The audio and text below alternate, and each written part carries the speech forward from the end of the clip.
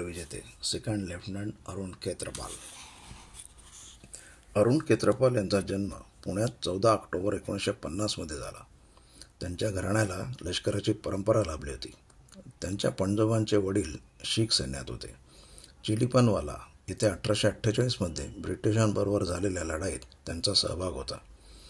त्यांचे आजोबा पहिल्या महायुद्धात लढले होते. त्यांचे वडील M.L. खेत्रपाल कोर ऑफ इंजिनियर्समध्ये होते. त्यांना अतिविशिष्ट सेवा पदक मिळालं होतं. ब्रिगेडियर पदावरून ते निवृत्त झाले होते. खेत्रपाल कुटुंब पाकिस्तानातील सरगोदा येथून फाळणीनंतर भारतात आलं. अरुण खेत्रपाल यांनी त्यांचं शालेय शिक्षण लॉरेन्स स्कूल सनवार इथून पूर्ण केलं. त्यांनी पुण्यातील NDA मध्ये प्रवेश घेतला. नंतर डेहराडूनच्या इंडियन मिलिटरी अकॅडमीतून त्यांनी शिक्षण घेतलं. 13 जून 1971 रोजी त्यांना 17 पुणे हॉर्समध्ये कमिशन मिळालं. त्याच काळात भारत पाकिस्तान विरुद्धच्या युद्धाची तयारी करत होता. त्यामुळे साहजिकच सैनिक आणि जवानांचं कसून प्रशिक्षण चालू होतं. 6 फूट 2 इंच उंची असलेल्या आणि प्रसन्न व्यक्तिमत्वाच्या अरुणची वृत्ती थेट समोरून नेतृत्व करण्याची होती. अतिशय चांगल्या दर्जाचं प्रशिक्षण त्यांना मिळालं होतं. बसंतरच्या लढाईत त्यांचे हे गुण दिसून आले. अरुणने लढलेल्या त्या युद्धातला त्याचा पराक्रम रेजिमेंटच्या इतिहासामध्ये नोंदला गेला आहे. अमरजीत पाल B स्क्वॉड्रनचे कमांडर असताना त्यांनी जारपाल इथे नियुक्ती झाली होती. आपल्या ठाण्याच्या समोर शत्रू सैन्याची मोठ्या प्रमाणावर जमाव झाल्याची माहिती त्यांनी मुख्यालयाला कळवली. त्यावेळी त्यांच्याकडे अवघ्या 2 तुकड्या असल्याने तातडीने कुमक पाठवावी अशी विनंती त्यांनी ब्रिगेड मुख्यालयाला केली. B स्क्वॉड्रनच्या आणखी 2 तुकड्या D.K. शर्मा आणि गरेवाल यांच्या नेतृत्वाखाली गाजीपूर आरेफच्या लढाईत गुंतल्या होत्या. त्यामुळे त्यांनी मेजर मानसिंग, त्यांना टोपणनाव मिमो, यांच्याशी संपर्क साधला. पण त्यावेळी ते रेजिमेंटच्या मदत केंद्रात एका जखमी सैनिकाला घेऊन गेले होते. त्यामुळे त्यांच्याशी संपर्क होऊ शकला नाही. त्यामुळे स्क्वॉड्रनचे उपप्रमुख कॅप्टन V. मल्होत्रा म्हणजे मल्लू यांना जारपाल येथील ठाण्याला कुमक पाठवण्यास सांगण्यात आलं. त्यांनी A स्क्वॉड्रनमधून रणगाड्यांच्या 2 तुकड्या आणि अवतार अहलावत आणि अरुण खेत्रपाल यांच्या नेतृत्वाखालच्या 2 तुकड्या घ्याव्यात असा आदेश दिला. हे रणगाडे लोहाल गावाजवळ आले तेव्हा त्यांच्यावर शत्रूकडून RCL गन आणि मशीन गनचा मारा करण्यात आला. मात्र मुख्य धोका जारपाल इथे असल्यामुळे या तुकड्यांना तिथे पोहोचणं आवश्यक होतं. त्यामुळे आपल्या रणगाड्यांमधून मारा करत या तुकड्या जारपालकडे वेगाने निघाल्या. या अनपेक्षित प्रतिहल्ल्यामुळे लोहाल येथील पाकिस्तानी तुकड्यांमध्ये गोंधळ माजला. या चकमकीत रिशालदार सकत सिंग ठार झाला. अरुण खेत्रपाल अननुभवी असल्यामुळे त्याच्या तुकडीचा JCO म्हणून अनुभवी सगत सिंगची निवड करण्यात आली होती. अरुण इतका नवा होता की त्याने यंग ऑफिसर्स कोर्सही पूर्ण केलेला नव्हता. या तुकड्यांनी लोहालवर हल्ला केला तेव्हा एका मशीन गनमधून सगत सिंगवर गोळ्यांची बरसात झाली. त्यांच्या चेहऱ्यात आणि शरीरात अनेक गोळ्या घुसल्या. पण मृत्यूला सामोरं जातानाही त्याला त्याच्या तरुण अधिकाराचीच काळजी वाटत होती. सगत सिंगच्या मृत्यूने त्यांच्या तुकडीतले सगळेच जण हळहळले. क्षणभर काय करावे हे त्यांना सुचेना. त्यावेळी सगत सिंगने सहकाऱ्यांना सांगितलं, माझी काळजी करू नका. अरुण खेत्रपाल साहेब एकटे लढत आहेत. त्यांना कुठलंही संरक्षण नाही आहे. त्यांची काळजी घ्या. सगत सिंग यांचे शेवटचे शब्द होते. या नेमबाजांनी शत्रूच्या बंकर्सवर कडाडून हल्ला चढवला. त्यांचे रणगाडे उद्ध्वस्त केले आणि शत्रूला पळवून लावलं. या प्रखर हल्ल्यामुळे शत्रूचे सैनिक खूपच घाबरले असावेत. कारण कॅप्टन मल्होत्रा जेव्हा त्यांच्या रणगाड्यातून खाली उतरले तेव्हा त्यांच्याकडे पिस्तूलही नव्हतं. त्यांनी पिस्तुलाच्या आविर्भावात आपला हात समोरच्या सैनिकांवर रोखला तेव्हा त्या सैनिकांनी घाबरून हातातली शस्त्र फेकून दिली आणि ते शरण आले. या सगळ्या सैनिकांना एकत्र बांधून रणगाड्याच्या टपावर टाकून तळावर आणण्यात आलं आणि इन्फंट्रीच्या स्वाधीन करण्यात आलं. या दोन्ही तुकड्या जारपालजवळ पोहोचल्या तेव्हा पाकिस्तानचे काही रणगाडे त्या ठाण्यावर हल्ला करून माघारी परतत होते. 3 अधिकाऱ्यांच्या नेतृत्वाखालील या दोन्ही तुकड्यांनी ते पाहिलं आणि ते त्यांच्यावर तुटून पडले. त्यांनी माघार घेणाऱ्या रणगाड्यांचा पाठलाग सुरू केला आणि त्यातले 2 रणगाडे उद्ध्वस्त केले. त्यावेळी अमरजीत पाल यांनी त्यांच्याशी संपर्क साधला आणि त्यांना थांबायला सांगितलं. कारण ते B तुकडीच्या क्षेत्राच्या बरेच पुढे गेले होते. यावेळी मल्होत्रा यांनी त्यांना सांगितलं की पाकिस्तानी रणगाडे पियोनवली गावाच्या आसपास विखुरले असल्याची माहिती आम्हाला काही पकडलेल्या माणसांनी दिली आहे. त्यामुळे ते रणगाडे शोधण्यासाठी आम्ही तिथे जात आहोत. शेवटी कमांडरने हस्तक्षेप केला आणि मल्होत्रा आणि स्क्वॉड्रनला माघारी बोलवलं. त्यावेळी ही स्क्वॉड्रन जारपालच्या ईशान्येला होती. कमांडरने या स्क्वॉड्रनच्या रणगाड्यांना सी तुकडीच्या रणगाड्यांच्या रांगेत यायला सांगितलं. हे रणगाडे कशीबशी पोझिशन घेत असतानाच पाकिस्तानी रणगाड्यांनी जोरदार हल्ला केला. त्यावेळी इतर रणगाड्यांना अडोसा मिळाला, पण मल्होत्रा, अवतार सिंग आणि अरुण खेत्रपाल यांचे रणगाडे उघड्यावरच राहिले. त्यांना अडोसा मिळालाच नाही. पाकिस्तानी सैनिकांनी त्यांना हेरलं आणि हल्ल्याचा सगळा रोख त्यांच्यावर उडवला. यावेळी जारपाल ठाण्यावर रणगाडा विरुद्ध रणगाडा असं तुंबळ युद्ध झालं. या हल्ल्याचा सगळा रोख मल्होत्रा, अवतार आणि अरुण यांच्यावरच होता, कारण ते ज्या भागात होते तिथेच पाकिस्तानी रणगाड्यांनी आणि तोफांनी आपला मारा केंद्रित केला होता. या चकमकीत या तिघांनी पाकिस्तानचे 10 रणगाडे उद्ध्वस्त केले. उरलेले त्यांच्या ठाण्यावर पळून गेले. पाकिस्तानी अधिकाऱ्यांनी 13 लान्सर्स या तुकडीला पुन्हा हल्ला करण्याचा आदेश दिला, पण त्यांच्या रणगाडा तुकडीतील सैनिक इतके खचले होते की त्यांनी हल्ल्यास स्पष्ट नकार दिला. सैनिकांचं मनोधैर्य खचल्याचं दिसताच 13 लान्सर्सचा स्क्वॉड्रन कमांडर मेजर निस्सार याने मी स्वतः आणि अन्य अधिकारी हल्ल्याचं नेतृत्व करतील असं जाहीर केलं. सैनिकांनी या हल्ल्यात आपलं सर्वस्व ओतावं, कारण हा हल्ला आता नाही तर कधीच नाही या स्वरूपाचा आहे असे भावनिक आवाहन त्याने केलं. त्याने पुन्हा सैन्याची जमाजमा केली. अधिकारी स्वतः नेतृत्वासाठी उभे राहिले आणि पाकिस्तानी रणगाड्यांनी पुन्हा एकदा हल्ला केला. यावेळी त्यांनी अगदी प्राणपणाने हा हल्ला केला होता. त्यानंतर झालेल्या तुंबळ युद्धात पाकिस्तानचे अनेक रणगाडे उद्ध्वस्त झाले. अनेक रणगाडे निकामी करण्यात आले. त्याचवेळी अवतारच्या रणगाड्यावर एक गोळा पडला आणि त्यात तो गंभीर जखमी झाला. त्याच्या रणगाड्याच्या चालकाने रणगाडा मागे घेतला. एका आडोशाच्या ठिकाणी तो नेऊन अवतारला बाहेर काढण्यात आला आणि उपचारांसाठी मदत केंद्रात पाठवण्यात आला. मल्होत्रांच्या रणगाड्यात तांत्रिक बिघाड निर्माण झाला आणि त्यांचा मारा बंद पडला. रणगाडा मागे घेऊन तो दुरुस्त करण्याची परवानगी मल्होत्रा यांनी वरिष्ठांकडे मागितली. शत्रू जबरदस्त हल्ला करत असताना एखादा रणगाडा माघार घेत आहे हे जवानांना समजलं तर गोंधळ माजेल असं वाटल्यामुळे कमांडरने त्यांना आहे तिथे थांबण्याचा आदेश दिला. तुमच्या रणगाड्याची तोफ बिघडली असली तरी तिथंच थांबा असा आदेशच त्यांनी दिला. एवढंच नव्हे तर त्यांनी सगळ्यांनाच संदेश देऊन बजावलं की सर्व रणगाड्यांनी ते जिथं आहेत तिथंच अखेरपर्यंत थांबून लढावा. कोणत्याही रणगाड्याने अगदी 1 इंचही माघार घेऊ नये. आता त्या उघड्या क्षेत्रामध्ये फक्त अरुण यांचाच रणगाडा लढण्याच्या स्थितीत होता. त्याच्या रणगाड्यावरही थेट मारा होत होता, पण पहिला गोळा पडूनही काही झालं नाही. दुसरा गोळा रणगाड्यावर पडला आणि रणगाड्याला आग लागली. मल्होत्रा हे सर्व पाहत होते. त्यांनी अरुणला त्याचा रणगाडा सोडण्यास सांगितलं. अमरजीत यांनी तसाच निरोप पाठवला. मात्र या क्षेत्रात आपण एकटेच असून शत्रूला थपवण्याची जबाबदारी आपल्यावरच आहे लक्षात घेऊन अरुणने उलटं कळवलं. सर, माझ्या रणगाड्याची तोफ अजूनही चांगली आहे, त्यामुळे मी शत्रूच्या उरलेल्या रणगाड्यांचा समाचार घेतो. अरुणने आपला रणगाडा सोडावा किंवा मागे घ्यावा असा आग्रहच मल्होत्रा यांनी धरला. तेव्हा अरुणने वायरलेस सेट बंद करून टाकला. त्यावेळी त्याच्या रणगाड्याचा चालक प्रयाग सिंग यानेही अरुणला माघार घ्यायची सूचना केली. आपण थोडं मागे जाऊ, एखाद्या आडोशाला थांबून रणगाड्याची आग विझू आणि परत संग्रामात उडी घेऊ असं तो म्हणाला. त्यावर नहीं प्रयाग जी, आपने कमांडर साहब का ऑर्डर नहीं सुना, कोई भी टैंक 1 इंच भी पीछे नहीं हटेगा, ऐसा उन्होंने कहा है, असं ते प्रयाग सिंगला म्हणाले. जारपालवर दुसरा हल्ला झाल्यानंतर गाजीपूरच्या भागात रणगाड्यांची हालचाल थांबवली. त्यामुळे शत्रू गाजीपूरच्या मागच्या बाजूने जारपालच्या पिछाडीवर हल्ला करण्याची शक्यता आहे असे कमांडरांना वाटलं.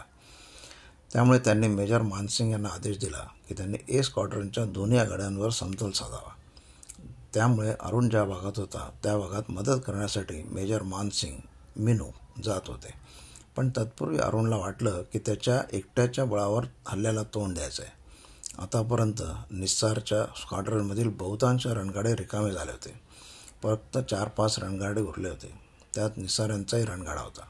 या सर्व रणगाड्यांनी आता अखेरचा हल्ला करण्याची तयारी केली. हे रणगाडे जसजसे पुढे यायला लागले तसतसे अरुणने ते उडवायला सुरुवात केली.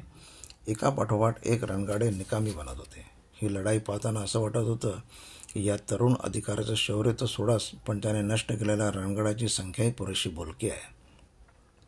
अरुणने शेवटच्या रणगाड्यावर हल्ला केला.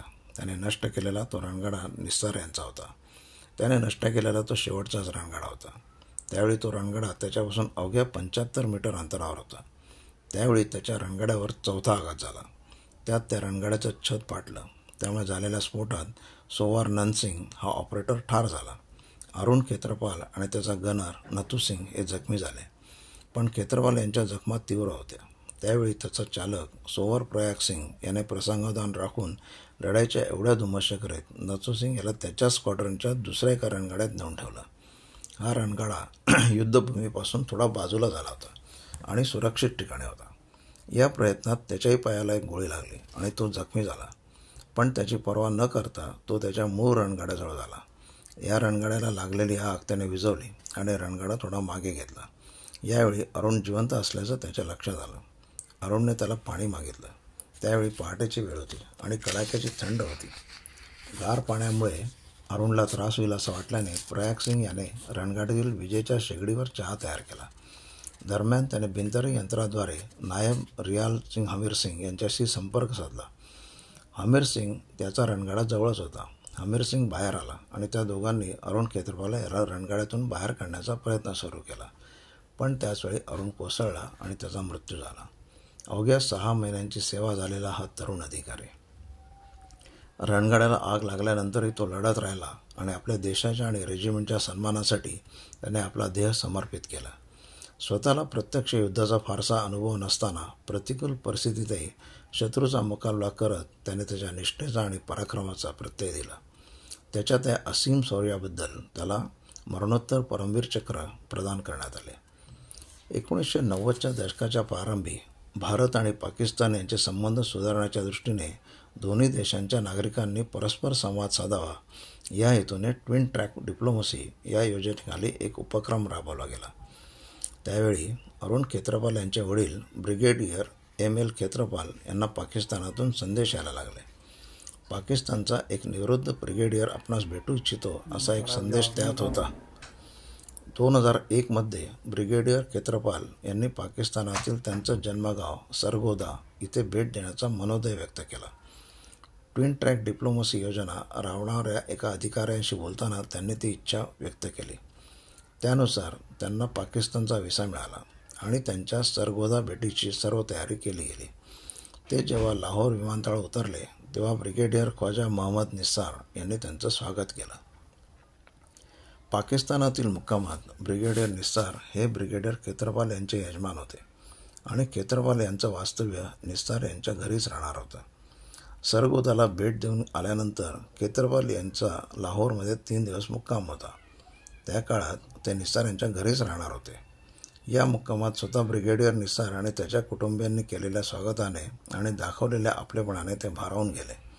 निसार कुटुंबियांकडून त्यांना दिला जाणारा आदर आणि व्यक्त होणारं प्रेम अचंबित करणार होतं. परतण्याच्या आदल्या रात्री खेत्रपाल यांनी निसार कुटुंबियांसमोर भोजन घेतलं. ते त्यांच्या खोलीत झोपण्यासाठी गेले असताना ब्रिगेडियर निसार त्यांच्याकडे आले. म्हणाले, सर, मला तुम्हाला काही सांगायचं आहे.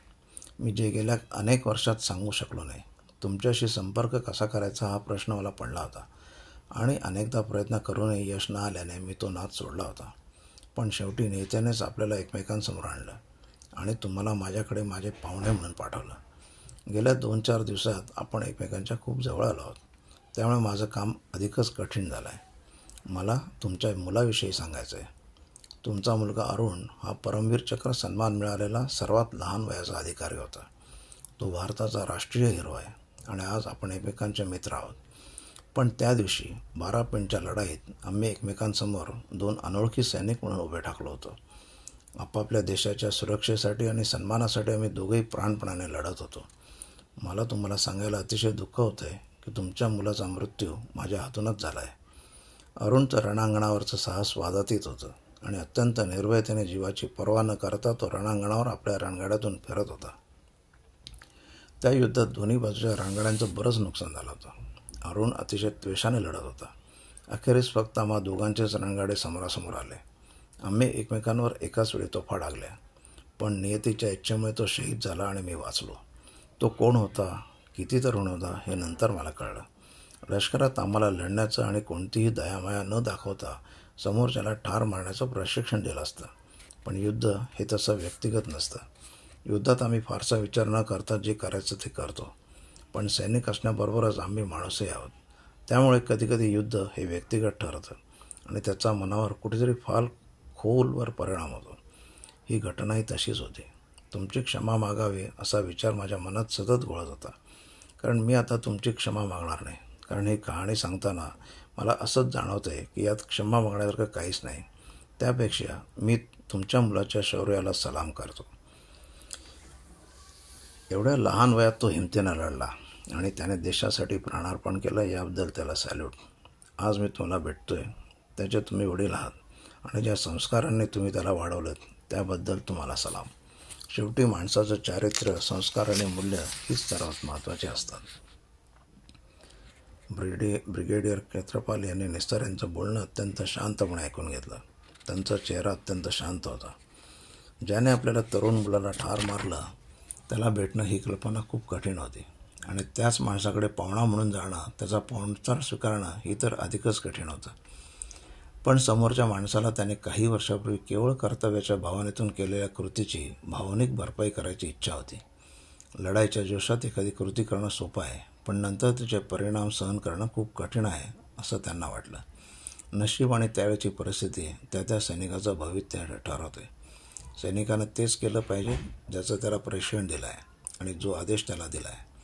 अधिकाऱ्यांनी परिस्थितीचं भान ठेवून जो योग्य आहे तो निर्णय घ्यायला हवा. बसंतर इथली लढाई खूप महत्त्वाची होती आणि शत्रूला रोखून धरण्यात आणि त्याचा हल्ला निकामी ठरवण्यात अर्जुनने खूप महत्त्वाची भूमिका बजावली होती. हे करताना त्याने आपलं कुटुंब, रेजिमेंट, देश यांच्या सन्मानाचं रक्षण केलं. तो तरुण होता, पण त्याच्या असीम शौर्याने त्याने तो दिवस गाजवला. त्याच्या या पराक्रमाचा शेवटचा साक्षीदार आज त्यांच्यापुढे उभा होता. त्यानेही केवळ त्याचं कर्तव्य बजावलं होतं, पण एखाद्या शत्रूने तुमच्या मुलाने सैनिक म्हणून बजावलेली कामगिरी थक्क करणारी होती असं म्हणणं यापेक्षा आपल्या सैनिक मुलाचा अधिक मोठा गौरव कोणता असू शकतो, असा विचार ब्रिगेडियर क्षेत्रपाल यांच्या मनात आला. याच विचारातून त्यांनी त्या दिवशी रात्री एकमेकांचा निरोप घेतला. दुसऱ्या दिवशी सकाळी निसार कुटुंबियांसमोर चहापान झाला. त्यांच्या घराच्या बागेत पाहुण्यांबरोबर फोटो झाले. नंतर ब्रिगेडियर क्षेत्रपाल भारतात दिल्लीत त्यांच्या घरी परतले. काही दिवसांनी निसार यांनी पाठवलेलं फोटोचं एक पाकिट त्यांच्याकडे आलं. त्यातील एका फोटोच्या मागे ब्रिगेडियर निसार यांनी लिहिलं होतं, ब्रिगेडियर क्षेत्रपाल यांना स्नेहपूर्वक नमस्कार. सेकंड लेफ्टनंट अरुण क्षेत्रपाल, परमवीर चक्र विजेते. 16 डिसेंबरला विजय आणि पराभवाच्या मध्ये एका अविचल कड्यासारखे उभे राहिले. आम्ही जिला बारापिंडची लढाई म्हणतो आणि तुम्ही जिला बसंतरची लढाई म्हणता, त्या लढाईच्या आणि शहीद अरुणच्या असीम शौर्याच्या स्मृत्यर्थ. आपलाच ख्वाजा मोहम्मद निसार, लाहोर. भारतीय लष्कराने सैनिक कल्याण मंडळाच्या नोएडा येथील गृहप्रकल्पाला अरुण क्षेत्रपाल यांच्या स्मरणार्थ अरुण विहार असं नाव दिलं आहे. असे या थोर विजेत्याला मानाचा मुजरा. धन्यवाद.